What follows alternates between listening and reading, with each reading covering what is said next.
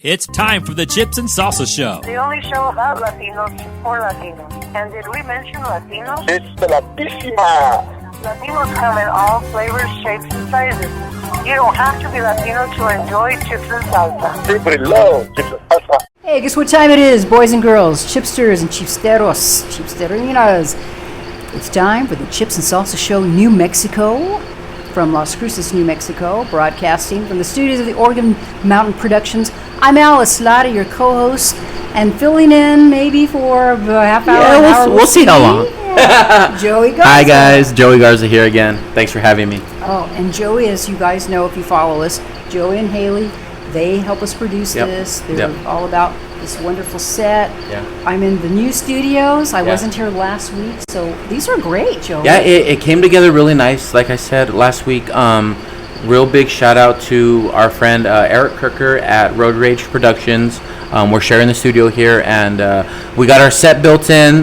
We got it put back up, and he kind of has some different sets here. And we're happy to be here and kind of plug and play. It was wonderful. A nice little transition, so it's great. We're still keeping it an undisclosed location, and in a minute when we talk about something, you might know why. Yeah, I don't know. Right. But everything's cool. Yeah. Don Jorge gave me a call. He does Chips and Salsa Show Arizona, and he was saying, "Wow, I didn't know that wasn't a real wall. Yeah, I just brought the wall. I should have told him. Yeah, it is. He brought the real wall. I should have just told him that. We have it set up so good where it looks like we're just on the back of a building somewhere. It's an actual set. Yeah. Man, and I want to give a plug. What we usually do is we record the show Monday and then we upload it. Right. Joey and Haley upload it to the YouTube channel because right now we're not live. We're recording. Yeah. And Tuesday, we're going to be at St. Genevieve's Hall, the Parish Hall, because we're doing an emergency pro-life dinner. You guys couldn't make it, right? Right. You're not going to be right. there. Yeah, no, we won't be able to make that one. But Mayra Rodriguez, who we interviewed, we had her on, right? Ago, yeah, she was awesome. Yeah, she sounded great. She's the featured speaker, and what we're doing is we are trying to protest and stop $10 million abortion facility that they want to put in across from Mountain View Hospital up there on Lower. Right here in Las Cruces, right? Mm-hmm. Wow. Right here in Las Cruces. And this is 10 million tax dollars, right? Wow. New Mexico tax dollars. Yeah, that's huge. That the governor has designated. So it's too late if you haven't RSVP'd, but if you have, I hope that I can find you down there. Come say hi. We'd love to talk to you. And it's for a great cause. There's going to be a lot of really neat people that are going to go and meet Mayra. Right. She sounds like a wonderful woman. She had a lot to say about this topic, and I think some of the points that she did touch on was this facility is kind of be a hub for Juarez, El Paso, here, the surrounding areas. So, come out and kind of support if you do have your tickets already. And And it's really important because I just read, Joey, maybe you did too, the Pinon Post had the letter that evidently MLG, that's our Governor Michelle Lujan Grisham here in New Mexico.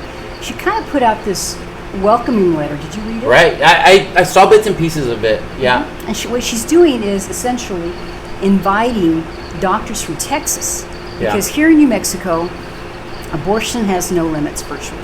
Right. And she's basically telling them, move to New Mexico because here you can fulfill your reproductive health. Reproductive health is what they always call it. So come and be a real doctor here. And I was kind of enraged about that. Yeah. I mean, it's crazy. I mean, on one aspect of it, it's crazy that she's just kind of putting it out there to kind of get more doctors in here just for that aspect alone. You know what I mean? And I don't get what the mental capacity is how she thinks of this, if you would. I don't know. It blows my mind. I feel the same way, Joey, and also because we moved here a couple years ago. Yeah. And the doctor situation is not the best here. No, not at all. Like I think in Las Cruces, there's one neurologist in the whole city of Las Cruces. A lot of it. Thank God we have El Paso's an hour away. Yeah. We still have Albuquerque a few hours. Even some people go to Tucson or Phoenix still. Yeah, no, I don't blame them. Yeah. And if she could also encourage those doctors. Right. and different things to happen now. All that's a whole other show. Yeah. Because it's about medical malpractice going crazy, right? Yeah. And they kind of tamped that down a little bit, but we still have issues there. So I really think that's a horrible thing that she did, and I would have liked to see other doctors be encouraged.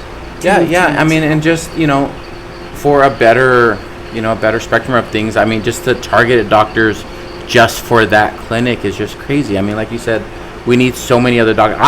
I'm personally looking for a general physician. Yeah, your and primary. my primary physician, and some of them won't take the insurance I have. Like they flat out said, no, we can't take it, and it's like, well, I kind of need somebody. So thought about going to El Paso and doing something. Thought about even my sister was like, well, just come out to Phoenix, and we got great doctors out here, and it might be something. But yeah, it's crazy that she doesn't target doctors to actually help us and help the community, but rather send them to that clinic. That blows my mind. Yeah, because it's crazy. You're millennial, so you're a younger guy. You're in very good health, I think, right? You don't have any major issues or anything. We hope not. So we hope not. And you have insurance, right. but you still can't find a doctor. Yeah. I kept my medical doctor. He's an MD and a naturopath in Phoenix. Until recently, we finally got our primary doctor squared away. But when we first came out here, you can't get appointments. No, you can't. It was about 6 months. Yeah, it's wild. It blows my mind.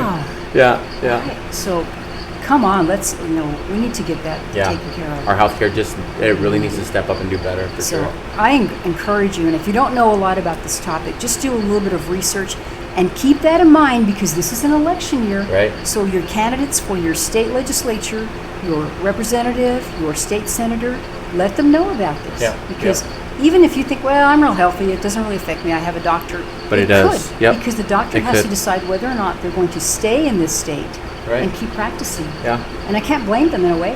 They have to move. And it's just crazy. I mean, even with dealing with my wife and going with the medical facility that she's going at with the pregnancy, they lost a lot of their doctors. And they're trying to get doctors coming in, and I don't know kind of the logistics behind it, but I know there was a mass exodus on their doctors that they had there. Wow. Yeah. And it seems like that's kind of, nobody really wants to stay in Las Cruces or New Mexico. It's kind of seeing the trending, the thing behind it. That's not a good trend. No, not at all. But you do have your doctors in place. Yeah, we do. Good. That's kind of a clinic and you just need to find a primary. Yeah, I have one. Just he hasn't called me back in about 3 weeks. Yeah. That's so. And then too, you need a good staff. Yeah. Also, and that's hard because, face it, if you work in the medical field, you want to work for a city doctor, and if you have a better opportunity out of state or something. Right. So, man, pray for us here in New Mexico. Please do. Please do. So, keeping it kind of local, because right before the show started, by the way, I should mention, Zeke, hopefully he's going to join us here in a little bit. Might pop in. We'll see. If he's not, he kind of had a last-minute business training he had to do, so that's okay. So we just, Joey, can you help I'm the filler-in guy, guys. Yeah. And Joey and Haley, they're great because they keep up with the national and local politics, so I always feel very comfortable jumping in. But what I'd like to do is talk about the little story you were telling me earlier. Okay, so first of all, I should set it up. Right now, as we're recording this show, it's Monday afternoon, and the Las Cruces City Council, which we've talked about them a little bit. Las Cruces crime. When I returned back a couple years ago, my sister told me there's crime. Really?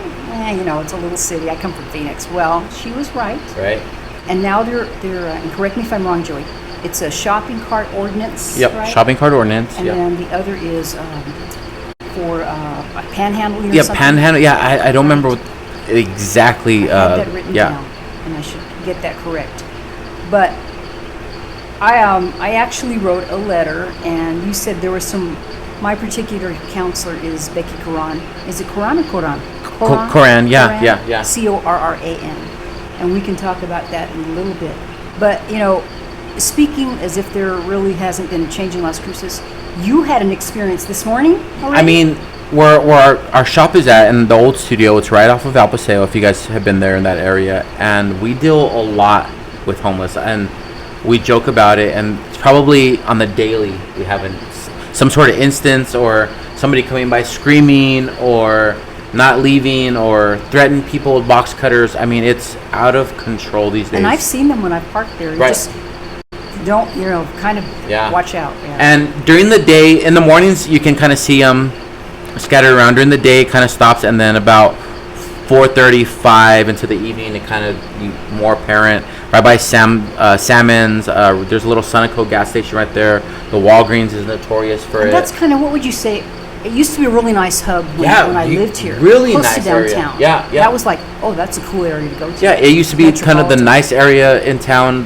where most of the businesses were, most of the major corporate businesses were off of El Paseo before, and now it's just kind of gotten run down to where nobody really wants to be there anymore, and just kind of the homeless have been taking over. So every day it's something, but today, and I was in the shop I've been on the grounds maybe for about 15 minutes total today. And when I showed back up this morning after a meeting, I was picking up Haley to come to the studio actually, and we were leaving, and there was a little baggie on the ground, and Haley goes, "What's that?" And so I pushed it with my foot on the bottom and kind of rubbed it, and a powdery substance came out. I mean, the bag was maybe yay big. Not. Is it a plastic bag? Yeah, plastic little Ziploc, maybe like, but it wasn't a Ziploc. It was just a plastic little baggie. Like they like heat pressed it. Yeah, maybe like a heat press or something. Oh, really? I had a powdery substance in there. Moved it with my foot. It went on the cement. It kind of went everywhere and off with the wind. But she asked, "What is that?" I said, "More than likely that was fentanyl. More.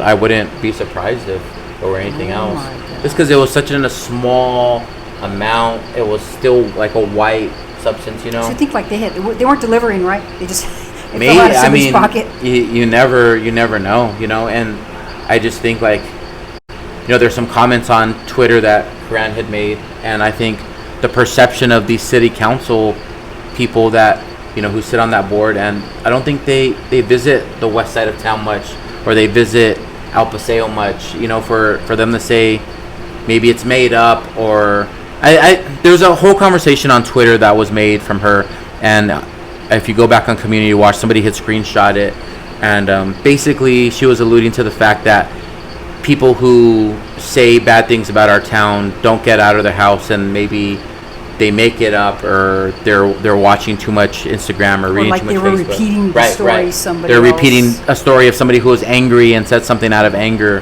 which is not the case. And I think I even made a comment on Community Watch saying they don't visit El Paseo much, because it's something we see every day, every single day. And it's sad to see that this is what our city's become.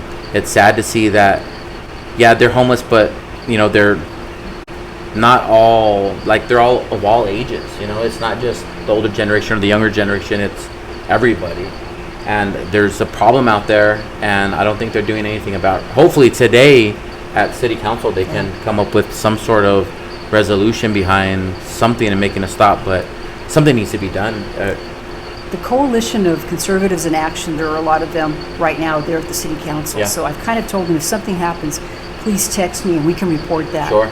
Of what's Sure. happening. But you know, even you had read what she wrote, Councilor Karan, and even if she's right about some people repeating stories, well, isn't that still a problem? Yeah, because it's still. You know, I have heard so many stories from families and friends, encounters, Yeah. and thank God nobody was hurt. Right. But it's very frightening. And I read you the letter. I wrote an email to Councilor Karan's my council. Yeah. And I don't think this is extreme, I really don't, but we lived in Phoenix for 30 plus years. And I told her, I said, now I really hesitate going out at night here by myself. If I don't have to, I won't. Yeah. And I never really had that hesitation in Phoenix. Sure. And Phoenix is 1 million plus yeah. people, just Huge. Phoenix proper, Huge. right? Yep. And that's, you know, hardcore city. And I always treated it that way too. I'm not trying to Right. be less serious about that. But that has to say something. And, Yeah. and I'm not the only person Yeah. that feels that No, way. I think a lot of people, and even on the weekends, like when we have the shop, Friday evening, Saturday, and Sunday on El Paseo is a ghost town. I think because people don't want to come to that side of town. Most of the population of this town are up Cow Shore, Highway 70 kind of area, and they don't want to come into the city because that's where most of the homeless are, I think. And I think people are scared to travel at night by themselves in these areas, because they're not, I mean, back in the day you look back and you see a couple of homeless people and they'll ask you for money, or do you have any spare change? And you say no, you kindly say no, and you go about your way. Now I believe they've gotten so violent when you say no. Yeah, when they kind of press you or make you kind of give them something. I saw a situation where a guy wouldn't let this older lady get out of the parking lot of her car, and he kept on asking her where, and I had to get out the shop and tell him to get off the property and kind of shoo him away. and she told me thank you because he wasn't letting her get out of the vehicle, and he was asking for money. So it's like they're more aggressive these days than what they used to be, and it's crazy. And it's so sad when, because a lot of times I see somebody and I think, man, if they're really legit, what I used to do in Phoenix, because there'd be people at the corner, in the summertime I always had water with me, and I would give them a bottle of water. Sure. And then, and it was unopened. Yeah. It was freshman. Because it's hot. I mean, it's 115 degrees out there. Right. But today, I would even hesitate to try to do that because you do not know what you're dealing with. Or they might grab you, or try to do something, and it's you never know with these guys these days, and it's sad. This is happening all over our cities. Yeah, all over America. America, yeah. I think in the bigger cities, it's worse, like Portland, and they have the encampments, and Southern California, they have off the side of their highways and homeless camps, and it's bigger. I think if we don't do something about it, we're headed that way. Because if I look back, Phoenix in 2009, 2008, 2007, really similar to what we got going on now, right? I mean, if you think of the 35th and Thomas areas, or South Mountain, sure. You kind of have what we see on El Paseo now, and now those bigger cities are overwhelmed, and we're kind of seeing, I see a lot of patterns involved, right? Well, and you could tell too, because I lived in the South Mountain area. Yeah. They started new development down there, and it got really nice. It was, I thought, South Phoenix? I don't know about South Phoenix. But we went down there. But then they brought the light rail through. Yeah. So, they had it downtown and they extended it. And we fought that thing. Yeah. Because so many people said, well, what that does, it brings drugs and more homeless people down here and stuff like that. And we want them to get help. And in the letter to Councilor Quran, that's what it's all about. Yeah. And whatever we need to do, if we need to shelter them, they need to get help.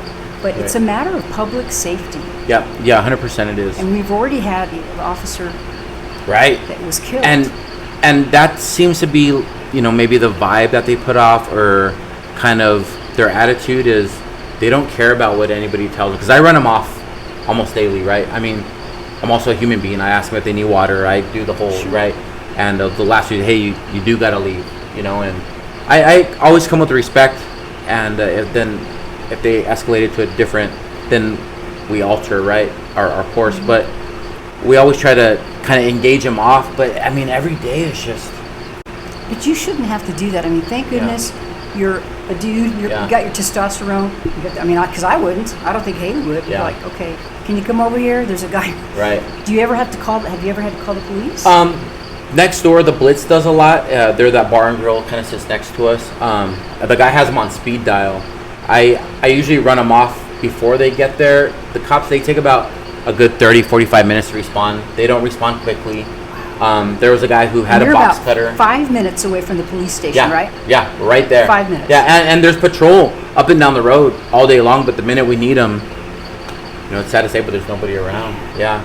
And there's been a situation where a guy's pulled out box cutter or a knife, then walked into the Blitz, and then I had to, because it was just two young ladies that worked in the front and the young lady worked in the back, I had to go and tell them to move and get out, and we kicked them off the property, and then they showed up about an hour later. They didn't ask no questions. They went inside the Blitz. They asked if he was still there. They got in the car and drove off. And I was like, wow. So what would you do? Let's say you're the city council. I know you'd vote for these ordinances. Sure. Right? Yeah, of course. Oh, of course. I think, I think a lot of them have to be held accountable to, because with the shopping carts, it is theft. Right? Those shopping carts do belong to that business. And me being a business owner, I know if somebody takes something for you, you're going to have to replace it somehow. Whether it's some money somewhere that's going to cost you something. So constitutes as theft. They're stealing the product. So they have to get a handle or a control on that first. And then after that, I think the catch and release kind of deal that they have is a system that's just maybe outdated or out of place for what we have here and the crime we have. So I think those are the kind of two major things that got to change before something else. Because you can't just arrest anybody just to arrest them. So they have to be committing an offense. But once they commit their offense, and if they're a repeat offender, I say, give them the evaluation they need, because most of them need mental evaluation, need mental help, and maybe rehabilitation programs, things like that can help shape them so they can get back in the community and do the things they need to do and be a resource to our community, But I think there's a lot of things that need to be in place before they can just clean up the streets, if you would. And you've lived here all your life. Yeah, most of my life, yeah. I lived in Phoenix for about 4 years, and I lived in LA for about 5 years. And I mean, me, I've been away so long, I could see immediately it's changed. Yeah. But when do you think it really started happening here? I think even since I've been here, am I exaggerating when I say even from when I got here a couple years ago, it's gotten significantly worse? Oh yeah. So graffiti, stuff like that. We first got our shop in 2021, and it wasn't too bad, but it was starting to get bad. Not as bad as it is now. 3 years later, I mean, it's 10 times worse than it's been. We would have the shop open till about 9 or 10. Now we try to get out of there about 7:30, 8. See? We try not to stay open late. And it's still, right now in the summertime, it really doesn't get dark till 8 o'clock. Oh yeah. It's still pretty early. I don't blame you. But that's when they start to get out. That's when they start to get active. They are a little bit more violent, and I don't know if it's a drug issue usage or a fiending issue, but they seem to be a little bit more violent, like in the evening time. And I have a theory that they're probably just waking up from the day and then starting their night, that right? Could be. I never thought about and that. looking for their Sleep during fix. the day. Yeah, because it's so hot. You see that a lot in Phoenix. So I think within the last 3 to 5 years, it's gotten substantially worse.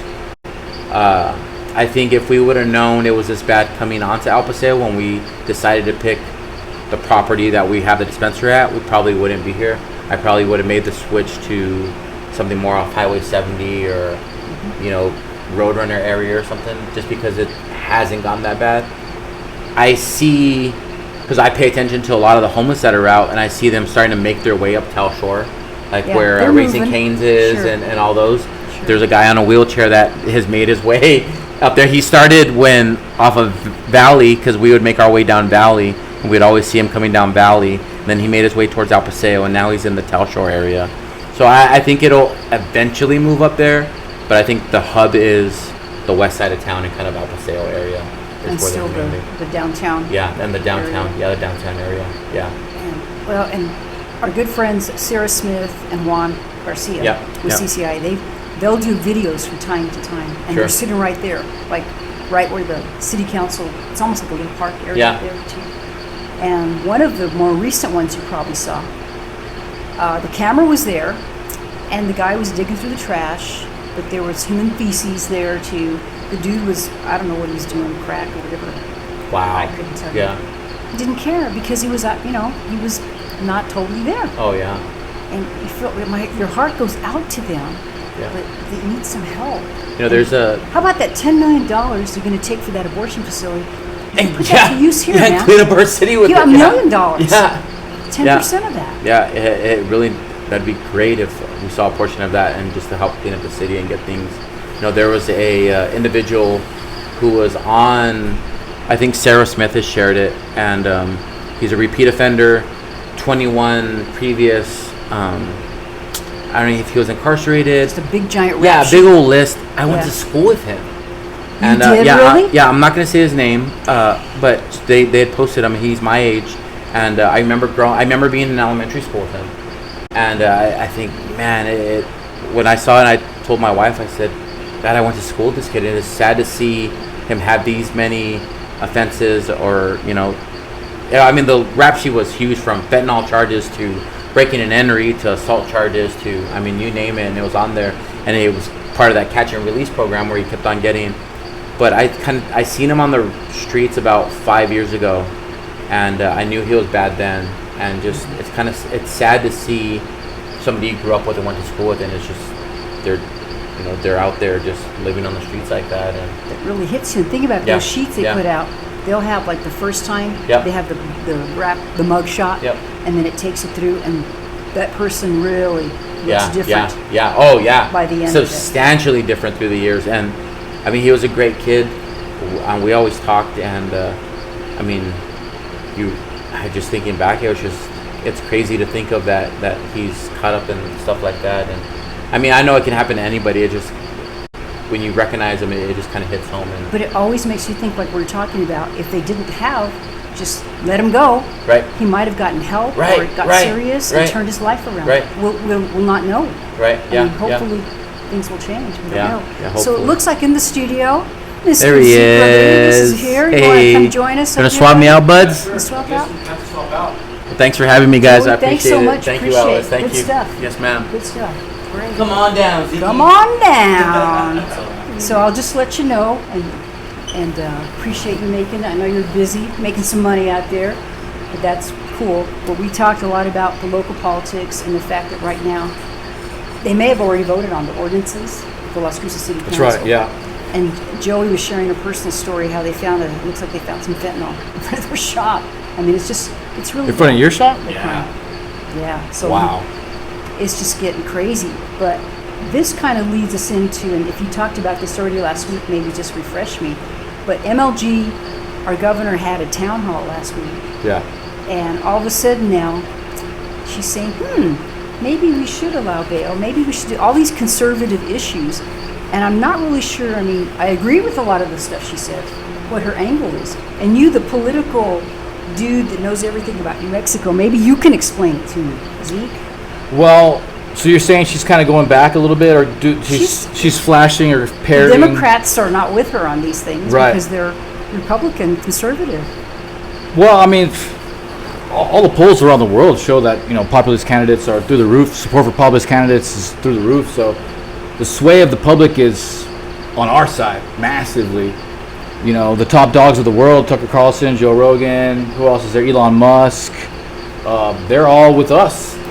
And so she's probably the only ones who are the ones who are in office, like MLG. So they either got to start making a shift towards our side, or they're going to be getting buried here in about a year or two. And she can't run again.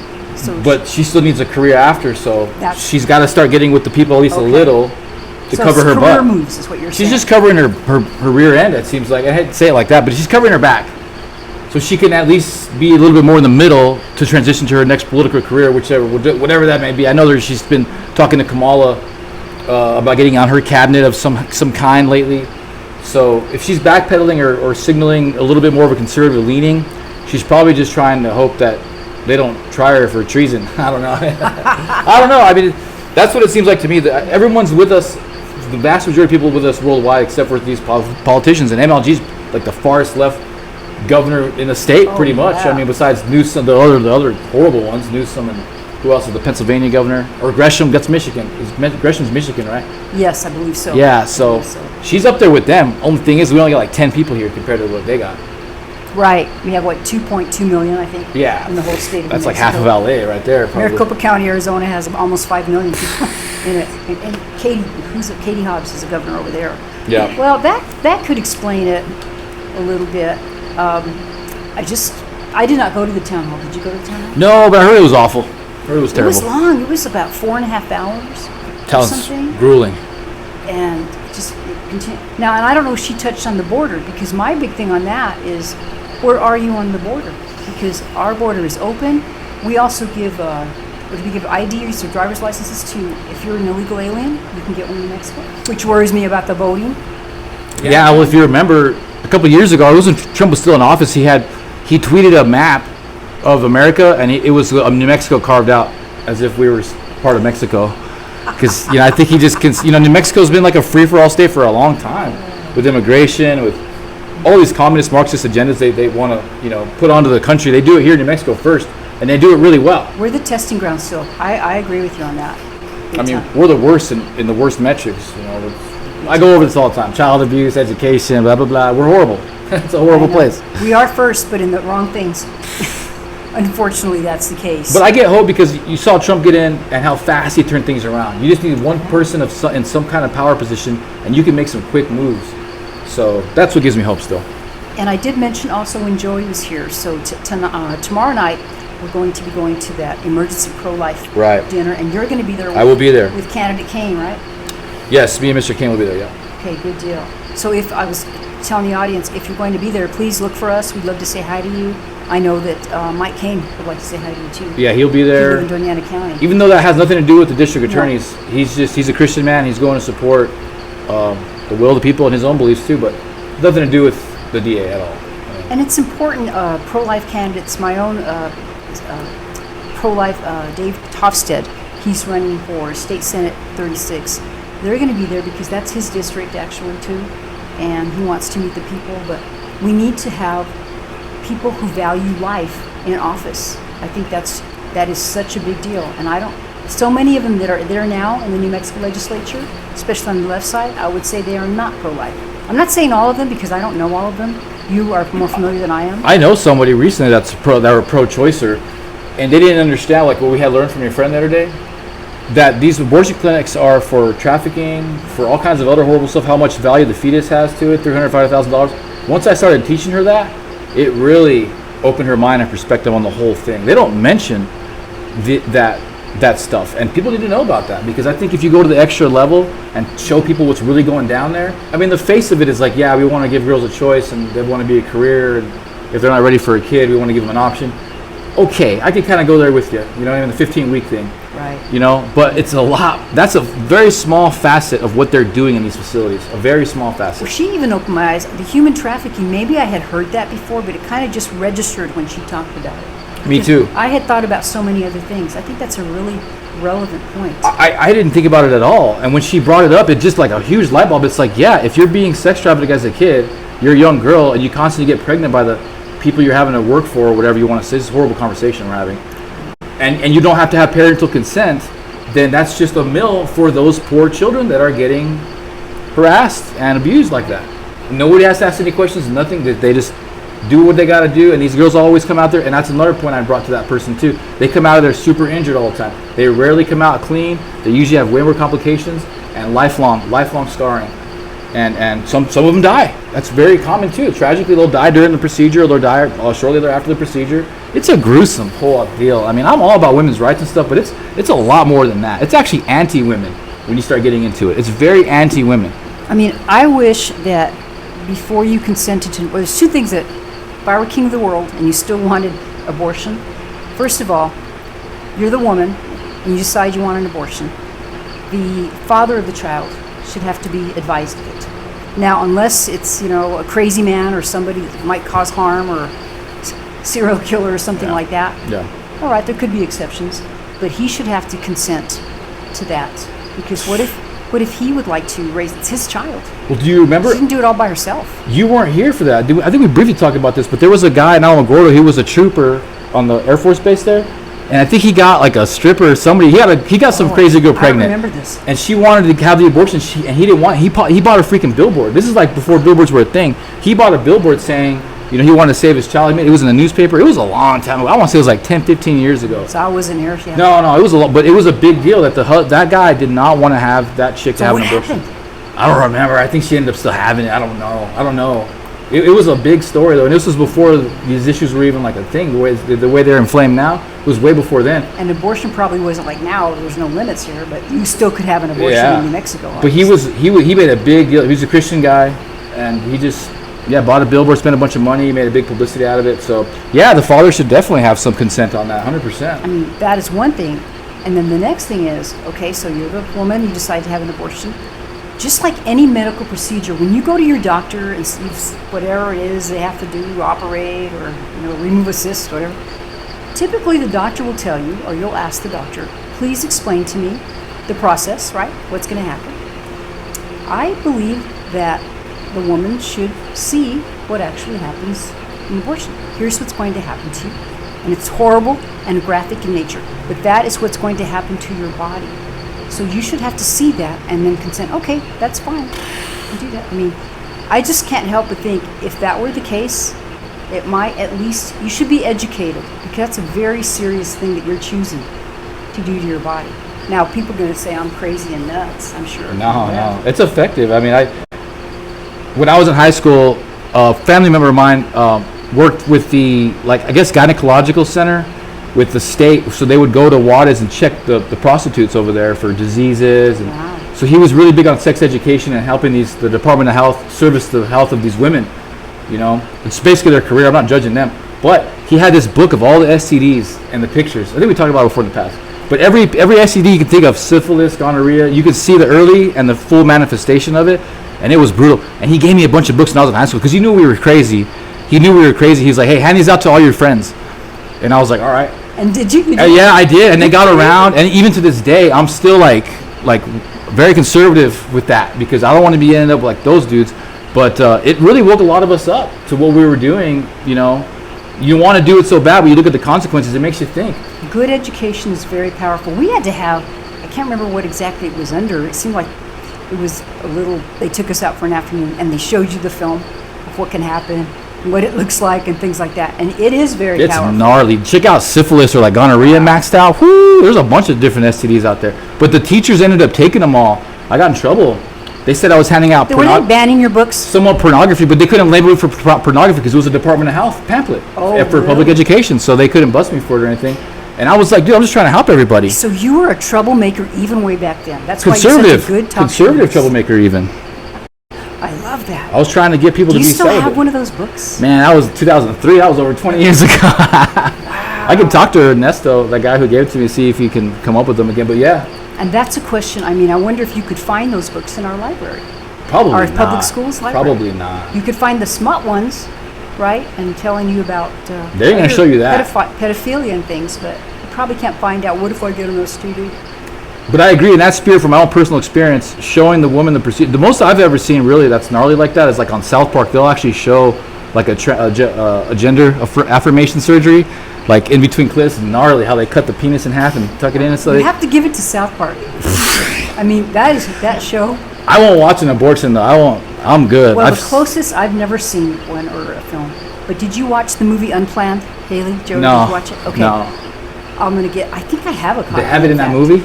And what they do is it's simulated. Yeah, I've seen that. Okay? And the doctor that's in the movie, he actually used to perform abortions. Yikes. So they show, and when Jorge and I went to go see it from Chips and Salsa, The movie, yeah, yeah. Arizona, and we're sitting there, and it's coming up, and they're going to show it on the screen. It's just like, the screen image, and it's not a real one, but they say it's very, very close to what actually happens. I mean, I had to force myself to keep my eyes open. It's Because insane. the baby is fighting for its life. Yeesh. And I won't go any more than that. Woo! I'm Yo. sure you can find that. Yeah. When you start, people start having an argument about that, I always just say, please watch this movie and then see if you still feel the same way. And if you do, I really would like to know why and how. I really would. But anyway, so it's going to be a really good night tomorrow night. And please, if you aren't going to the dinner and you live in the Las Cruces area or Doña, even all of New Mexico, we'll keep you posted on what's happening with this issue. And this is $10 million of your New Mexico tax dollars that the governor just basically, as I understand it, said, here you go, let's build this abortion center. And I am not happy with that. I am not happy with that. Yeah, it's just sad that people don't really understand what's going on with that. I mean, yeah, I get it. Women's rights. You wanna be able to be out there and not have to get tied down. But it's like really, sex is a much bigger deal than society's letting it out there to be. The diseases alone, the STDs, they're not even being honest with us about the STDs. They're not being honest with these kids who are putting this in the school system. They're not saying, hey, if you engage in this behavior, you can end up with these gnarly, lifelong STDs. And then secondly, it's not. I mean, being promiscuous is not very good for you. It's in the Bible. You should be picking one partner. And look at all the consequences that are coming about by everybody having all these partners. It ain't good. I'm sorry. It's not good. But that's just my personal opinion. I want to ask you this. So you're a millennial, I'm the boomer. But even in my day, there was a stigma for a pregnant teen mom. There really was. And so what started happening is they started making birth control available. Right. And different things like that. So the hope was, and I get it, okay, at least if you're going to engage in that, use a form of birth control. But it didn't seem to get any better. Well, I mean, it's just, It really it jacks up didn't. their bodies too. The birth control jacks up chicks' bodies. Like, it makes them almost infertile. I know of a really good friend of mine who's trying to get his chick pregnant. Now they're in their late 20s, They had a hard time because her mom put her on birth control since she was 12, just to do it. 12 Just years because it old? was supposedly going to help her skin, 13 or something. Really young. She started early high school, if not before high school, just because it was theoretically good for her skin and her and the doctor. So now she's in late 20s, she's having a hard time having a kid. Because that long amount of time on birth control jacked her system up. But yeah, you're right. So to go piggyback on what you're saying, it's like, dude, you got like 20 plus different forms of birth control. How are you out there still freaking getting pregnant and going to Planned Parenthood? Come on now. It's not a form of birth control. It blows my mind. Okay, so I want to switch gears. Switch them We've got about 15 up. minutes left. It's a dark topic. And what I'd like to talk about is your girlfriend, Kemala. Kemala. Man. Did she choose the VP yet? They say I don't know. it's going to be Shapiro, is what I hear. Yeah, I you saw guys that. heard that? Yeah. Do you think that's who it's going to be? I saw him this morning on a clip. He was, man, that guy's very conniving. That guy's got a lot of dirt. That guy's not a good dude at all. So is that good for us? Well, Or what do you think? it just depends if you think Trump's actually going to win or not. I mean, it doesn't look like they're going to do anything to him. They're going to try to probably take him out. He'll probably still be able to win. What it looks like they're doing is they're going to be planning for stuff after. Like I just saw a clip this morning about the UN and NATO force injecting the non-vaxxers and then re-educating the non-vaxxers. Same thing in Venezuela. Maduro wants to re-educate his opposition, his political opposition. I heard a theory we're going to be Venezuela. Well, 63% Becoming. voted against Maduro, so he wants to re-educate more than half of his population right now. You know. Wow. And so the NATO and UN are coming out and saying they want to come out here and force vaccinate those who aren't, and then jail and re-educate those who refute against it. That just came out. That's straight up. So, yeah, it's going to be a hard-fought battle no matter what. Even if Trump gets in, I think it's going to be a lot more other wars and battles that we're going to have to take on besides just Trump and him getting him in there. I did see, this is from the Pinion Post, which, shout out to Pinion them. Post is the stuff. They really do a great job. They do. Do you know somebody over there? We need to get them on the show. Yeah, I know. Me and John have hung out and talked before. He's cool. John Block, he's a state representative out there in Oh, Alamogordo. that's right. Yeah, he's the one that runs and owns it, I believe. If not, he works there. I don't know if he runs and owns it, but he at least works there. And they do a great job. He's the only really conservative local periodical or journalist in the state, really, that's got any bit of real following. And They do a really good job. great articles, real pertinent to New Mexico, very focused, well written. Political. It's, of course, got the conservative side. They're not apologetic for that. It's legit. And it is legit. They give you good facts. I think it's really very good high-grade reporting. And they were talking about polls, so I printed this out. According to the latest numbers from July 28th, so that's what, a week, not even? Yeah, a week ago. Harris has a 36% favorability rating and a 56% unfavorability, that's hard to say, rating among New Mexico voters. So 36, okay? This factored in her minor bump following Joe Biden's ouster as a Democrat's presidential candidate. Trump, 7% edge over Harris in terms of favorability. Among Wow. independent voters, I think this is really important because now is New Mexico, the independents are getting up there almost going past the Democrats, right? We're still higher than Yeah, Democrats. on some areas, it depends on the area, but they're definitely creeping up on the Democrats. So the independent voters, we need to pay attention to them. Yep.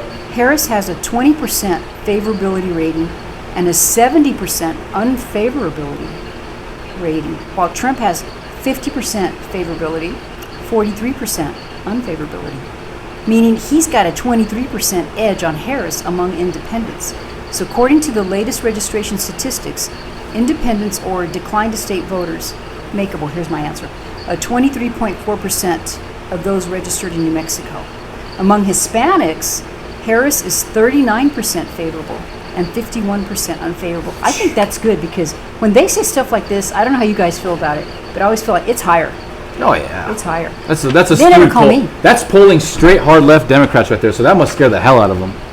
You know what I mean? I agree. If the far lefties are going that way already, then they're in deep trouble. What do you think about though? I mean, it's encouraging, but I'm not going to get too comfortable either. Yeah, there's just signaling all kinds of stuff that could do to steal the election. I think once Hispanics find out she's not really black, that's going to really hurt her because the people still actually think she's black. She's Indian.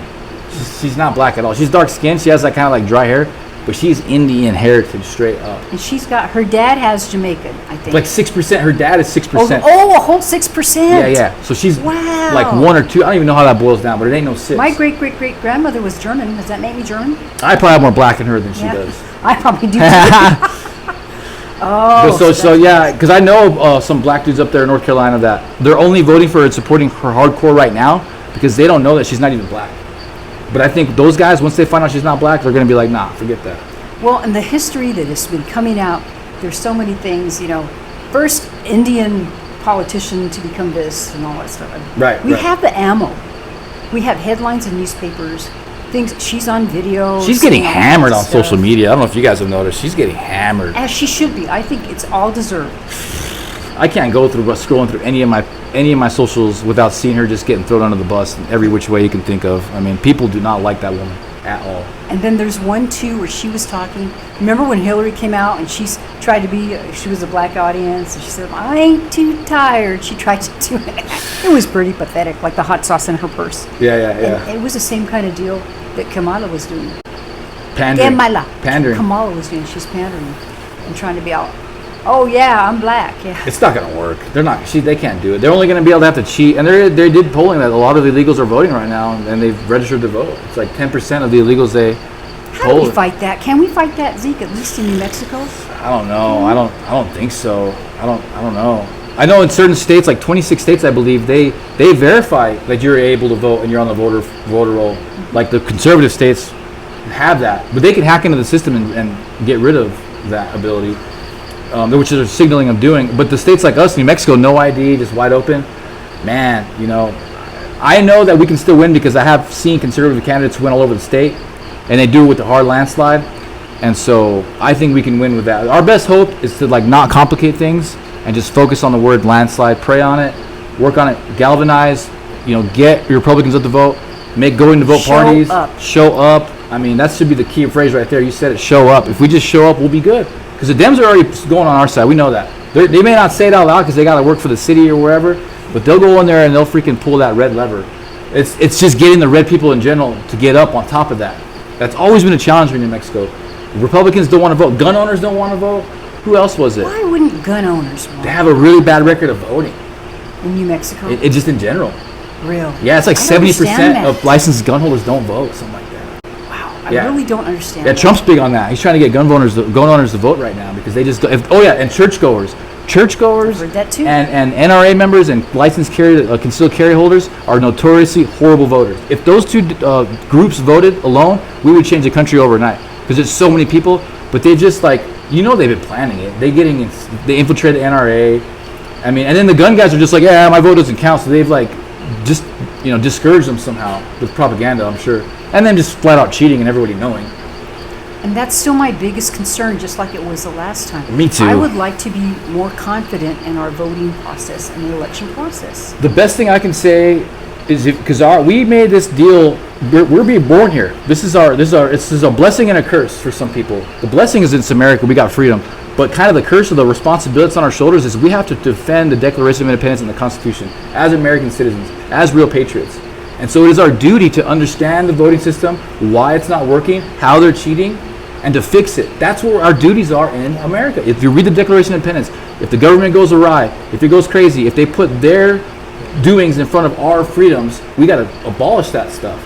So that's what it is people aren't taking responsibility as Americans. That's the best thing I can say to get people off their butts, because if we all did that, we could figure out the voting system, we could all contribute and figure out a way to win, but nobody wants to do that. Well, and of course, I'd like to return back to the old days, and you just go to your local precinct, because then, that's why a lot of people, when they started to say, oh, you got to show ID, the older people were not cool with it. They felt that was kind of weird, but it's because you didn't have to, because that person knew. They were their neighbor, probably a lot of times.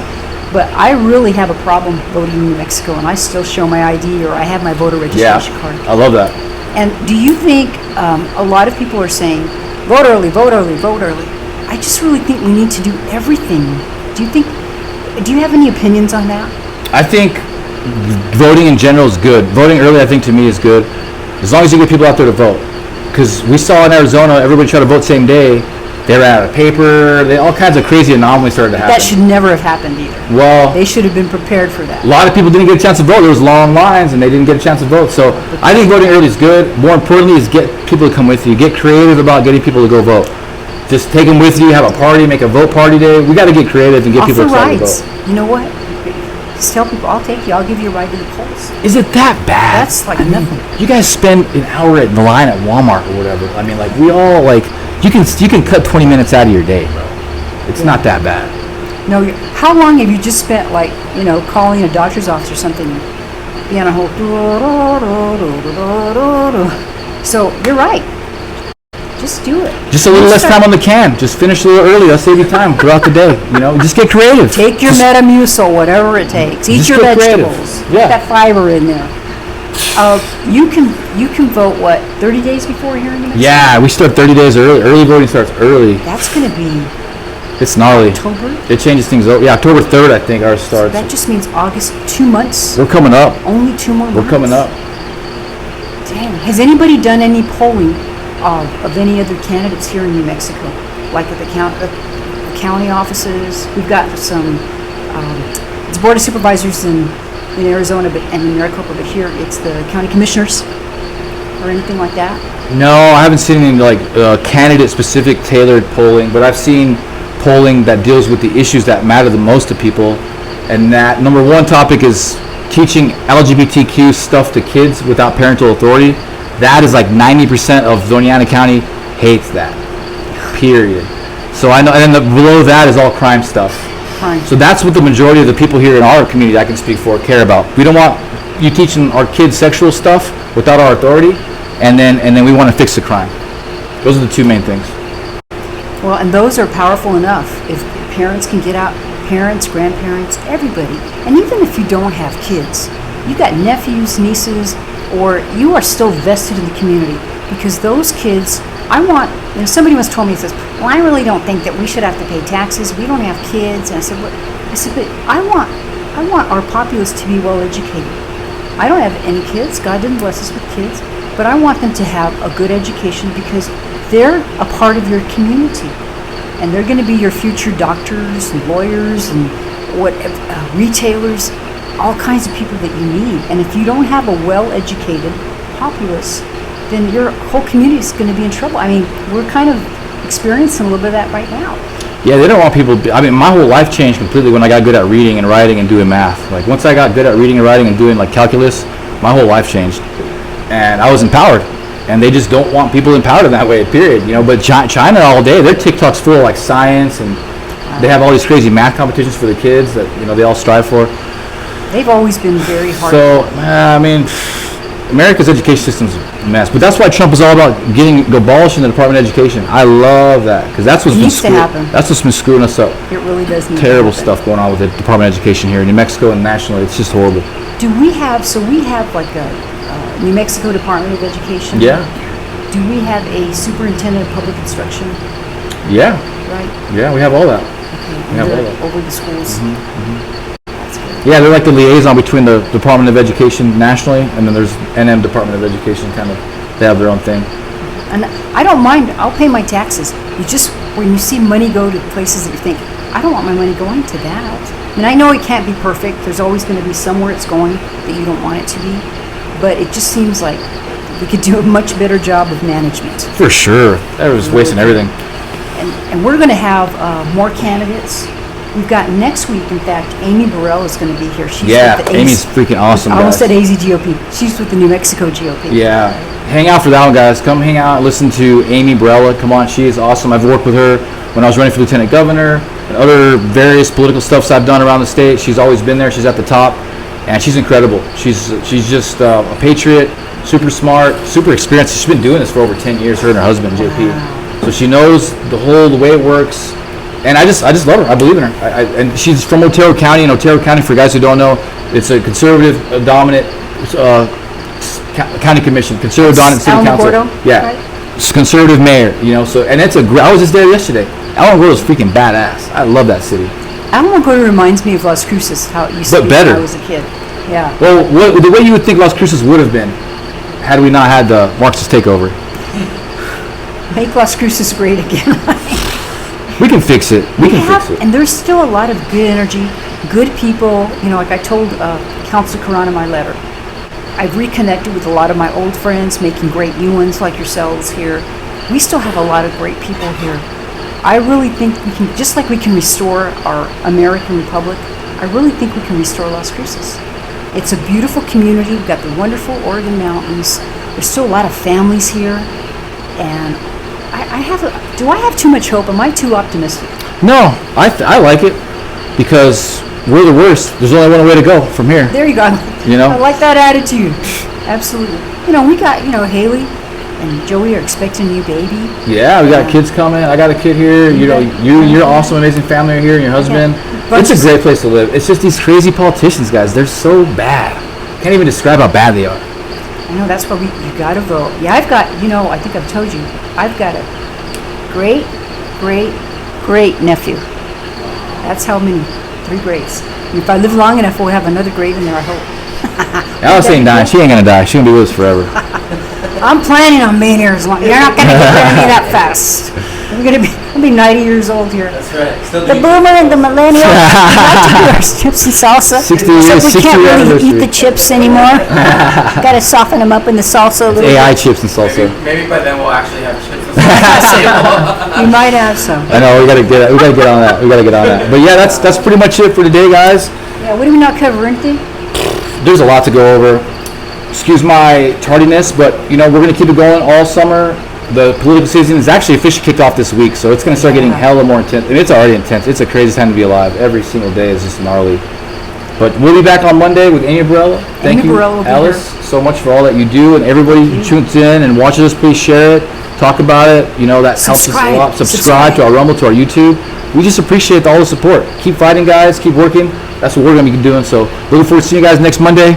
Thank you guys so much. Alice, any closing words? Thanks so much. Chips and Salsa, New Mexico. Don't forget about Chips and Salsa, Arizona as well. And we'll be back next week. Thanks again, Chipsters. Appreciate you. Thank you, Love guys. you. Laters. Bye-bye.